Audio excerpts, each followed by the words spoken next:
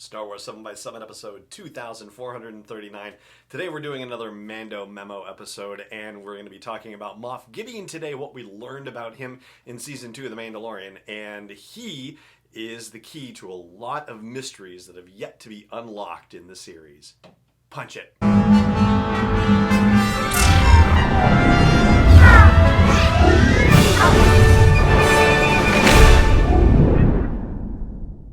Hey Rebel Rouser, I'm Alan Voivod, and this is Star Wars 7x7, your daily dose of Star Wars joy.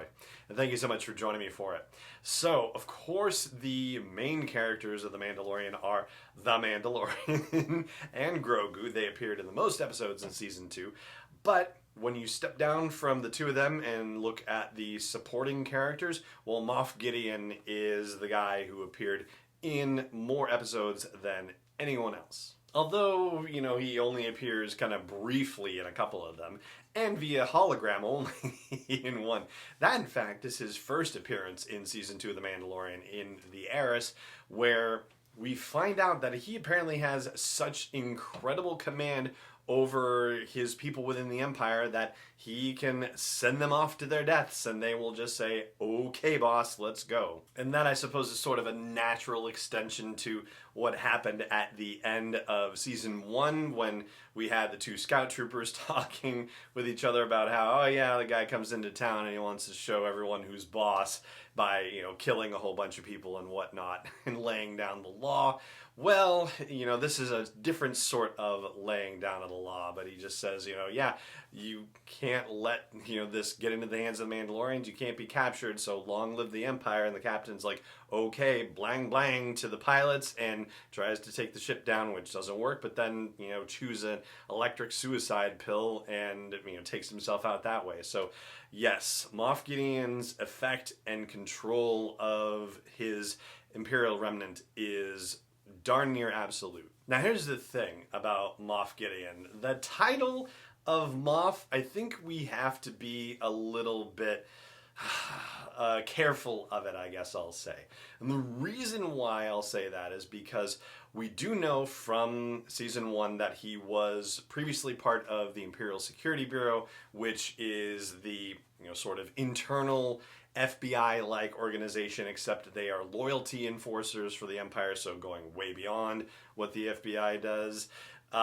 That's where he is best known, but now he has risen to the rank of Moff, at least we presume, but there are other Star Wars stories that have talked about the time period after the Battle of Endor, after Return of the Jedi and the fall of the Empire, when people sort of just moved up the chain and took titles for themselves and started calling themselves Moffs or Grand Moffs, even though they hadn't been through the formal promotion process, and they just said, oh, I'm now in control of this sector, or now I have control of this Imperial remnant. I'm calling myself a Moff. So it's possible that he promoted out of the ISB and became a Moff legitimately, but we have to take it with a grain of salt, basically. And we find out that his particular Imperial remnant is really well connected when it comes to the projects that the Empire has going or had going and is, somehow making them still continue to happen. Particularly, I'm thinking of two projects that we witnessed. One of them with the experiments on people. We don't know what kind of people or for what purposes just yet. We can just presume, because of the Snoke-related music and the weird bodies that were in those tanks that we saw in Chapter 12, The Siege, that he is involved in experimenting with clones or strand casts, if you will, to try to see whether he can give new bioengineered people force powers. And he also has control of a platoon of Dark Troopers, or at least did, until Luke Skywalker showed up and wiped those all out. Who knows if that's all of them, but there was certainly a good supply of them, and it was something that was being worked on. They were not quite ready by the time we first saw them in the series, and they were ready to be deployed finally in time for the tragedy and kidnapping Grogu, but it seemed like it was a work in progress that had not hit the ready, set, go situation until just in time, in very timely fashion, the attempt to kidnap Grogu. Then, of course, there's the Darksaber, and we saw him with it as a stinger at the very end of season 1 of The Mandalorian. Now, we knew that he had some part in the Imperial Purge, that he had some significant level of awareness of Mandalorian culture and Mandalorian people, and probably access to some database of Mandalorians or something. That's how he would be able to identify Din Djarin in theory.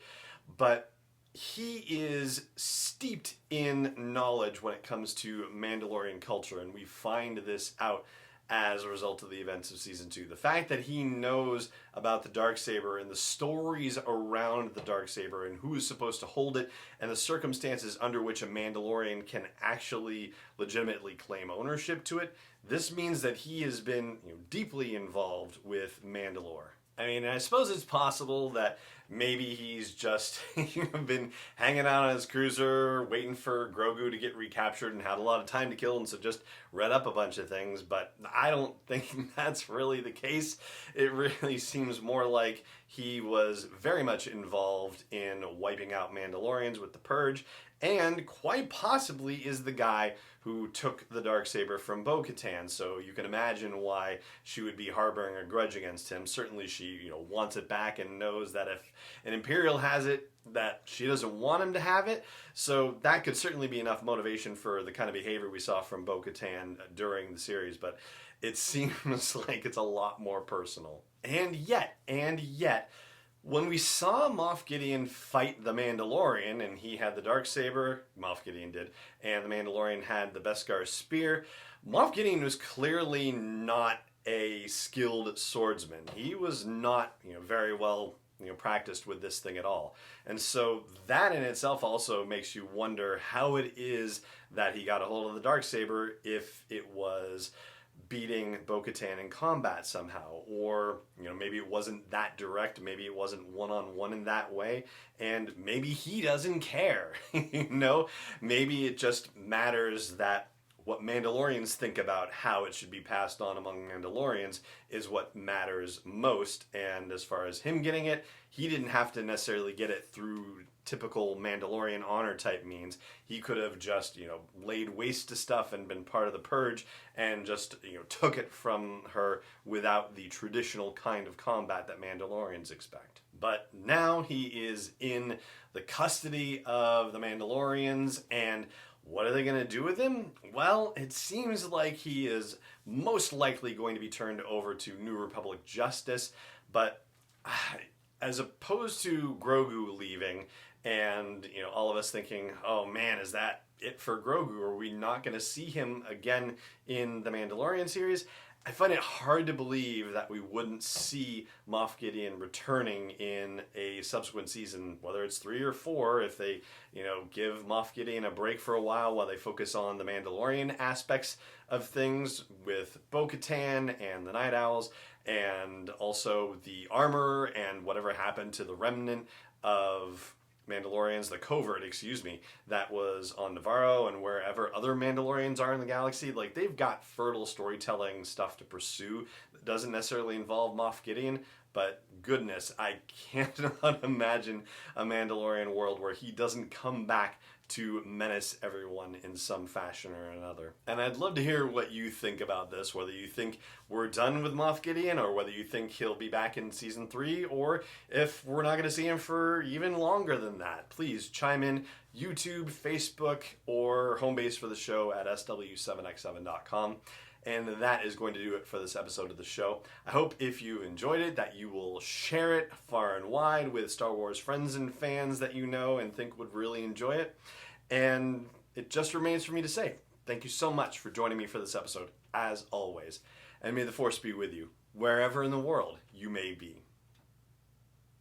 7x7 is not endorsed or sponsored yet by Lucasfilm Limited, Disney, or 20th Century Fox, and is intended for entertainment and information purposes only. Star Wars, the Star Wars logo, all names and pictures of Star Wars characters, vehicles, and any other Star Wars-related items are registered trademarks and/or copyrights of Lucasfilm Limited, or their respective trademark and copyright holders. May the Force be with them. All original content is copyright 2021 by Star Wars 7x7. We hope you love it.